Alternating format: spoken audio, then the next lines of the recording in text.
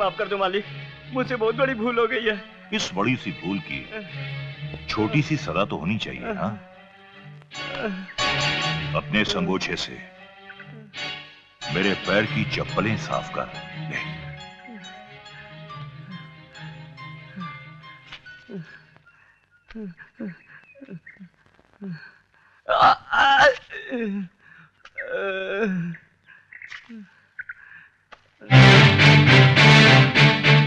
वाह नेता वाह, नेता का चोला पहनकर देश को नंगा कर रहा है। शर्म कर, शर्म कर। तो तू महाभारत का कृष्ण बनके इनकी रक्षा करने आया है। लगता है तूने सिर्फ महाभारत का नाम सुना है, पढ़ा नहीं। तुझे आज पढ़ा भी देता हूं। अच्छा, तो तू मुझे रामायण और महाभारत का पाठ पढ़ाने आया है? हाँ सुन, जब कौरवों का जुल्म उनके सर चढ़कर बोलने लगा और भरी सभा में उन्होंने द्रौपदी का चीर हरण करना चाहा, तो कृष्ण ने प्रकट होकर उन दरिंदों का नामो निशान तक इस दुनिया से मिटा दिया। अब भी वक्त है, सुधर जा, वरना यह देश तुम जैसे मंत्रियों के रहते फिर किसी का गुलाम बन जाएगा। देश? अरे ये देश वो लंगड़ा घोड़ा है जो हम जैसे मंत्रियों के पैरों के सहारे चलता है। हाँ, और तुम जैसे मंत्रियों के पैर घूस के सहारे चलते हैं। तुझ जैसा मंत्री देश को क्या चलाएगा, क्या सहारा देगा? चला जा, वरना तो हम तुम्हें बताएंगे नौजवान, देखेंगे कि तुम्हारे खून में कितना उबाल है। एक बात याद रखना मंत्री, मेरे खून के उबाल को मापने की कोशिश मत करना, वरना तुम्हारे वरना के साथ साथ तुम्हारी हड्डियां भी गल जाएंगी, समझे? अरे तू मुझे क्या समझाएगा? समझाऊंगा तो अब मैं तुझे।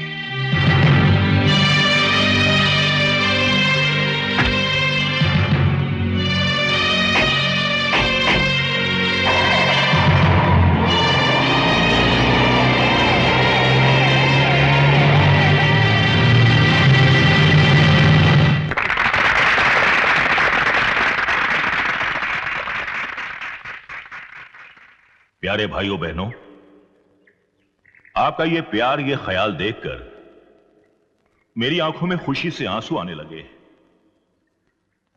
और दूसरी खुशी की बात यह है कि मुझ जैसे सेवक का भाषण सुनने के लिए आप लोग कहां कहां से आए हैं। यह आप ही के सहयोग का परिणाम है कि आज हमारा देश कहां से कहां पहुंच गया है। कल हम क्या थे और आज हमने कितनी उन्नति कर ली है, और वो दिन दूर नहीं है कि आने वाले कल में हमारे देश का नाम दुनिया में सबसे ऊंचा होगा। जटाशंकर पांडे जिंदाबाद! जटाशंकर पांडे जिंदाबाद! आज पानी की समस्या, राशन की समस्या हल हो गई है। कैसे? आप सबके सहयोग से।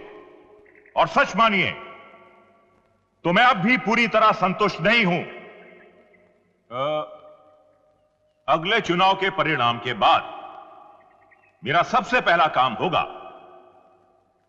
बेरोजगार नौजवानों को रोजगार देना, और मेरे ये गरीब बहन भाई जो झोपड़ों में रहते हैं, इनके लिए पक्के मकान बनाना। जटाशंकर पांडे जिंदाबाद! प्यारे बहनों भाइयों, जब भी मैं अपने गरीब बहन भाइयों को तकलीफ में देखता हूं तो मुझसे उनकी यह तकलीफ बर्दाश्त नहीं होती। वाह मंत्री वाह, भाषण देने में तुम्हारा कोई जवाब नहीं।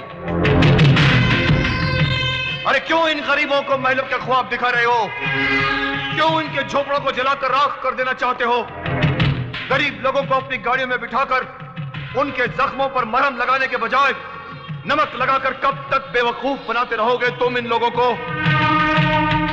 अरे जिस्म पर लगे घाव तो भर जाते हैं, मगर दिल दिमाग पर लगे घाव कभी नहीं भरते मंत्री।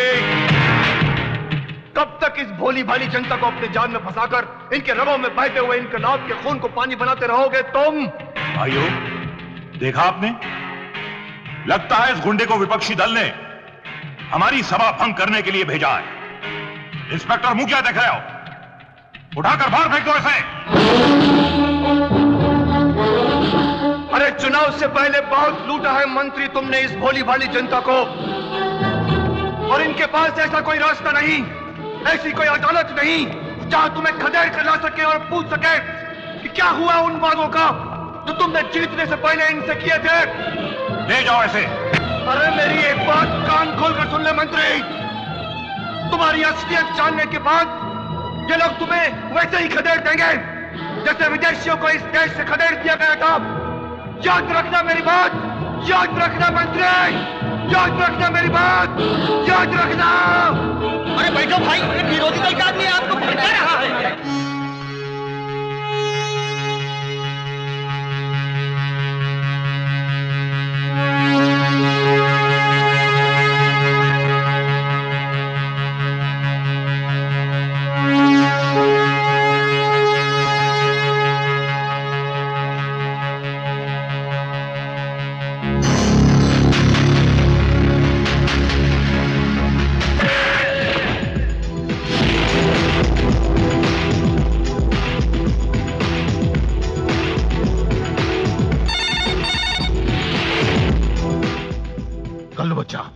मुझे मुकेश इसी वक्त चाहिए। बस्ती का गुंडा जिंदा अभी उठाकर लाओ साले को। नेताजी, इन छोटी मोटी बातों के लिए टेंशन मत लिया करो। मुकेश एक बस्ती का ही गुंडा है ना, कोई शहर का डॉन तो नहीं है ना। और फिर कभी बड़ा गेम बजाना हो तो कल्लू बच्चा आपके साथ में, याद रखना। ये छोटे मोटे काम तो मेरे प्यादे लोग ही कर लेते हैं। जब तक तुम उसे हमारे पास घसीट कर नहीं लाओगे हमें चैन नहीं मिलेगा। हाँ हाँ हो जाएगा, छोटा सा काम है। ओके।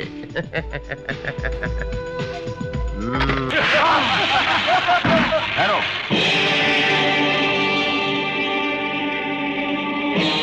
गरीबों के इनकलाब से बहता हुआ खून पानी हुआ हो या ना हुआ हो, लेकिन जटाशंकर पांडे के कमीनेपन के जुल्म की जटा से तेरा बहता हुआ खून पानी जरूर हो जाएगा। अरे भाषण देना तो हम जैसे नेताओं का काम है। यह आदमी बहुत अच्छा भाषण देता है, इससे तो नेता होना चाहिए था। लेकिन हायरी किस्मत, तू बन गया एक गुंडा, एक सड़क छाप मामूली गुंडा। लेकिन तू चाहे तो हम तेरी तकदीर बदल सकते हैं। तू ऐसा कर, हमारी पार्टी में शामिल हो जा, ऐश करेगा। डर गया ना नेता, मेरा भाषण सुनकर डर गया ना तू। काश आज मैंने दारू नहीं पी होती, न तेरे ये चार कुत्ते मुझे पकड़ने की हिम्मत करते और ना ही तू मुझे अपनी पार्टी में बुलाने की हिम्मत करता। अरे मुझ जैसे शेर को पिंजड़े में बंद करके कभी ये मत सोचना कि उसकी ताकत कम हो जाती है। उल्टा उसकी ताकत बढ़कर 4 गुना हो जाती है, ताकि वो तुझ जैसे कुत्तों की छाती फाड़कर देश का कल्याण कर सके। अच्छा, तो तू अपने आप को शेर समझता है? हा? तू शेर नहीं बल्कि पिटारे का वो काला नाग है जिसकी ताकत और जहर उसकी जबान में है। जब तक ये काली जबान तेरे मुंह में रहेगी तब तक तू इसी तरह फुनकारता रहेगा। काली!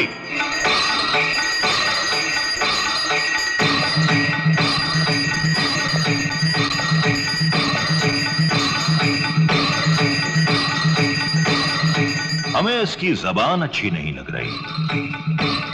काली बेटे, हम जिसके दोस्त होते हैं उसे दुश्मनों की जरूरत ही नहीं पड़ती, और इसने तो सीधी हमसे दुश्मनी मोल ली है। अब ये बेचारा सिर्फ इशारों से बातें करेगा।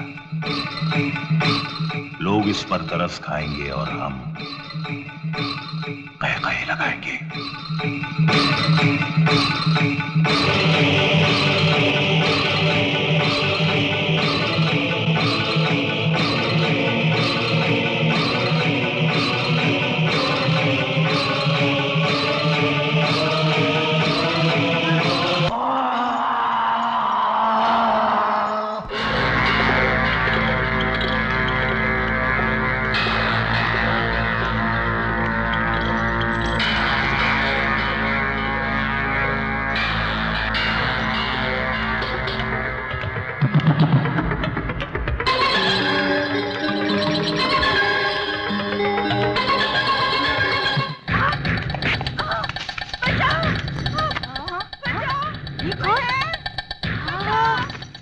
नीता का लड़का मुन्ना और वो भारती। मैं भी बस्ती वालों को बोलती हूँ। हाँ, ये तुम्हारा गड्ढे और कट्टे में जाएगा। आइए देखना गया ना, आइए देख, आइए, आइए किसका आवाज? आइए, ये कलावती क्यों भागते रहे? बाबा, ये क्या हो गया? इसे क्या कर रहे हैं? बाबा कहाँ है? बाबा कहाँ है? क्या हुआ कलावती, क्या हुआ? भारती को नेता का लड़का उठा कर ले गया है। साथ में कुछ गुंडे भी थे। मैंने अपनी आंखों से देखा है। क्या कहती हो तुम? हाँ हाँ, मैं सच कहती हूँ। मैंने अपनी आंखों से खुद देखा है। अब भारती को सिर्फ एक ही आदमी बचा सकता है, पक्या। पक्या, पक्या! छोड़ दे मुझे, छोड़ दे कमीने, छोड़ दे, छोड़ दे, छोड़ दे मुझे, छोड़ दे, छोड़ दे।